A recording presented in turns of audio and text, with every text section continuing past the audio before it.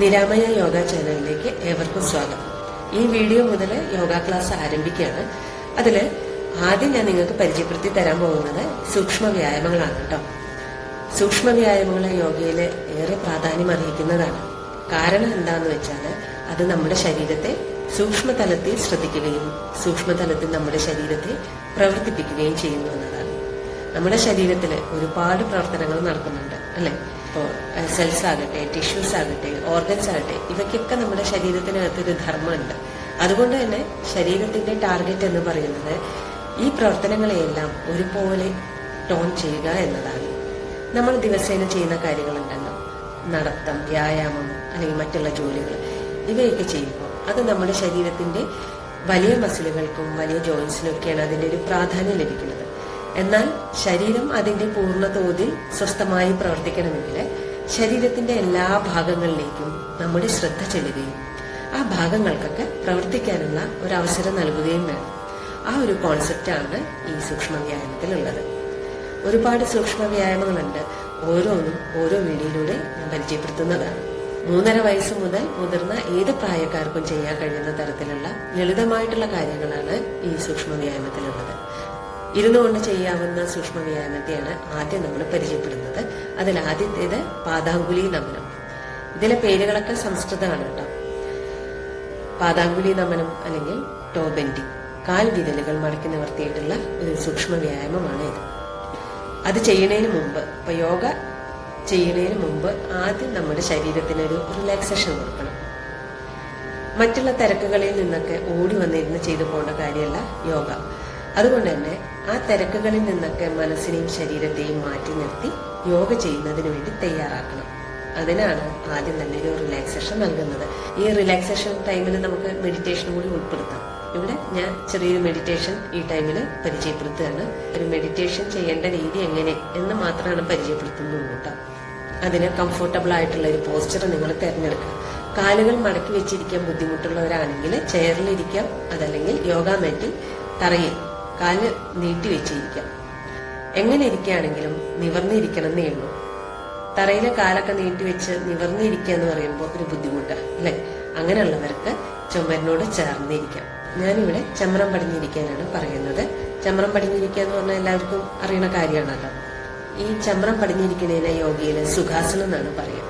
സുഖാസനത്തിൽ ഇരിക്കാൻ ബുദ്ധിമുട്ടില്ലാത്തവരാണെങ്കിൽ അങ്ങനെ തന്നെ ഇരിക്കുക. അതിനുശേഷം കൈകളിൽ ചിന്മുദ്ര പിടിക്കുക. ചൂണ്ടുവിരലും പെരുവിരലും ജസ്റ്റ് ടച്ച് ചെയ്താൽ മതി, അമർത്തി പിടിക്കണ്ട. ഇങ്ങനെ പിക്ചറിൽ കാണുന്ന പോലെ പിടിച്ച ശേഷം കാൽത്തുടയിലായിട്ട് വെക്കുക. നിവർന്നിരിക്കാൻ പ്രത്യേകം ശ്രദ്ധിക്കണം. നട്ടെല്ല്, കഴുത്ത്, ശിരസ് ഇവ നിവർന്നിരിക്കണം.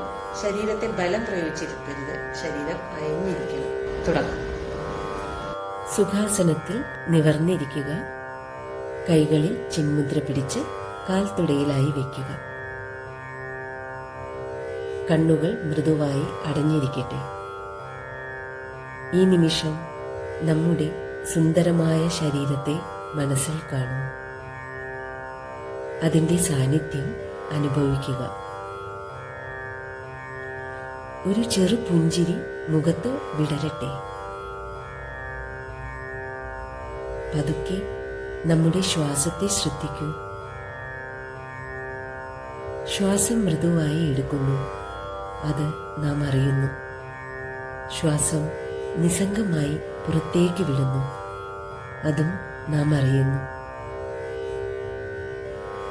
ഈ നിമിഷം നമ്മുടെ ശ്വാസനിശ്വാസങ്ങളെ അറിഞ്ഞുകൊണ്ടും ആസ്വദിച്ചുകൊണ്ടും നാം നിലകൊള്ളുന്നു.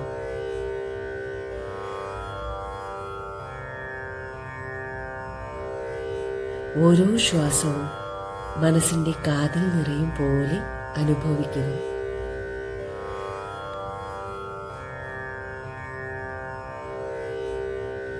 ഈ നിശബ്ദത നമ്മുടെ ഉള്ളിലേക്കുള്ള വഴി തുറക്കട്ടെ.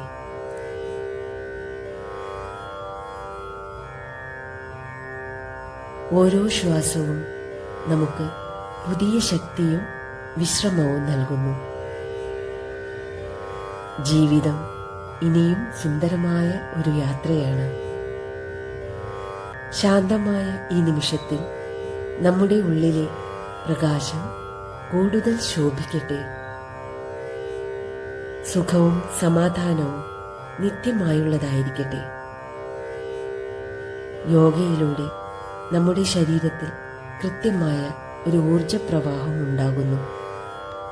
ഈ ഊർജപ്രവാഹത്താൽ വളരെ ഉന്മേഷത്തോടു കൂടിയും സന്തോഷത്തോടു കൂടിയും ഈ ഒരു ദിവസം മുഴുവൻ കടന്നു പോകാൻ നമുക്ക് കഴിയും എന്ന് മനസ്സിൽ ഉറപ്പിച്ച് നമുക്ക് യോഗയിലേക്ക് പ്രവേശിക്കാം. കണ്ണുകൾ തുറക്കാം. കൈകളിലെ ചിന്മുദ്ര സ്വതന്ത്രമാക്കി കാലുകൾ നീട്ടിവെച്ച് സൂക്ഷ്മ വ്യായാമം ചെയ്യുന്നതിന് വേണ്ടി തയ്യാറാവാം. പാദാങ്കുലി നമനം അല്ലെങ്കിൽ ടോ ബെൻഡിംഗ് ചെയ്യുന്നതിനായി കാൽപാദങ്ങളെ ചേർത്ത് വെക്കുക. കാൽവിരലുകൾ മടക്കുകയും നിവർത്തുകയും ചെയ്യുക. ഇങ്ങനെ 10 പ്രാവശ്യം ചെയ്യുന്നു. തുടങ്ങും. 1 2 3 4 5 6 7 8 9 10. റിലാക്സ്.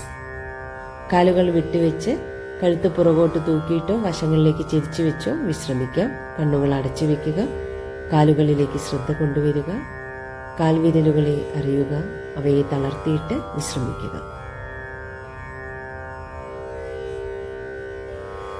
തിരിച്ചു വരിക. ഈ സൂക്ഷ്മ വ്യായാമം ചെയ്യുന്നത് കണ്ടപ്പോൾ നിങ്ങൾക്ക് മനസ്സിലായി കാണും ഇത് ഇത്രമാത്രം സിമ്പിളാണോ എന്ന്, അല്ലെ?